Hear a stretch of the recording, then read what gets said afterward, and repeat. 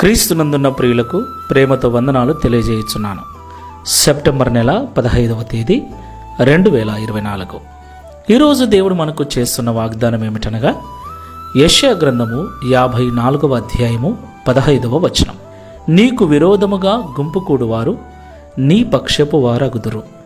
Amen. నా ప్రియమైన సహోదరి సహోదరులారా, బైబిల్ సెలవిస్తూ ఉన్నట్లుగా మనము అంత్య దినములలో అపాయకరమైన కాలములలో బ్రతుకుతున్నాం. మనుషులలో అక్రమము విస్తరించుట చేత అనేక మందిలో ప్రేమ చల్లారిపోయి ప్రేమించవలసిన వారు పగబట్టేటువంటి పరిస్థితి, ఆదరించవలసిన వారు వెలివేసేటువంటి పరిస్థితి, తన కుటుంబం బాగుంటే చాలనుకొని ఇక మిగిలిన వారు ఏమైపోయినా పర్వాలేదనుకునే భయంకరమైన మనస్తత్వము చోటు చేసుకున్న మనుషుల మధ్యలో మనం జీవిస్తున్నాం. ఏది ఏమైనాను నా ప్రియమైన దేవుని బిడ్డలారా, ఈ లోకంలో దేవుని పిల్లలమైన మనకు విరోధంగా చాలా శక్తులు, చాలామంది మనుషులు, చాలా ప్రయత్నాలు జరుగుతూ ఉన్నాయి. ఈ వ్యతిరేకత ఇప్పటి నుండి కాదు ప్రియులారా, యేసుక్రీస్తు ప్రభుల కాలము నుండి క్రీస్తును, పరిశుద్ధ గ్రంథమును, క్రైస్తవులను వ్యతిరేకిస్తున్నారు. వారికి విరోధులుగా అనేక మంది లేచి క్రైస్తవ్యాన్ని, క్రైస్తవులను హతమార్చాలని ప్రయత్నం చేస్తూనే ఉన్నారు. అయితే నాట నుండి నేటి వరకు క్రైస్తవులకు విరోధంగా లేచిన ఏ చట్టము వర్ధిల్లలేదు, ఏ మనిషి వర్ధిల్లలేదు. దేవునికి మహిమ కలుగునుగాక. దేవుడు క్రైస్తవుల పక్షమున ఉండి వారికి విజయాన్ని ఇస్తూ ఉన్నాడు. నా ప్రియమైన సహోదరి సహోదరులారా, చాలా సందర్భాలలో నేను మీకు చెప్పాను, నా సంఘంలో కూడా చెబుతూ ఉంటాను. ఈ లోకంలో మనుషులలో మనకు విరోధులు ఎవరూ లేరు. క్రైస్తవులకున్న, దేవుని బిడ్డలకున్న ఒకే ఒక్క విరోధి అపవాది అయిన సాతానుడు.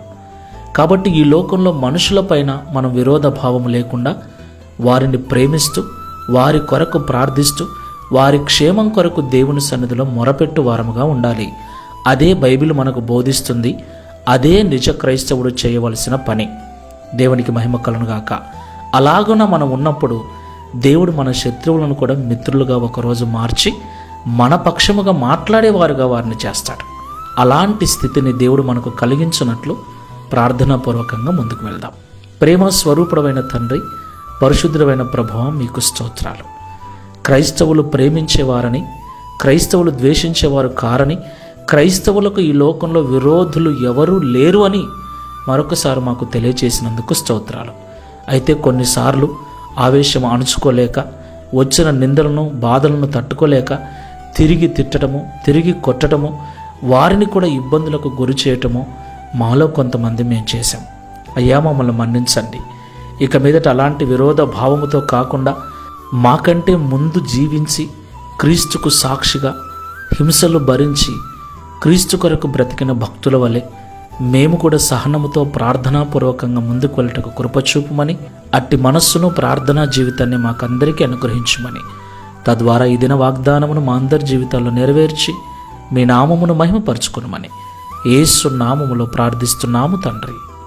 Amen. Praise the Lord. God bless you.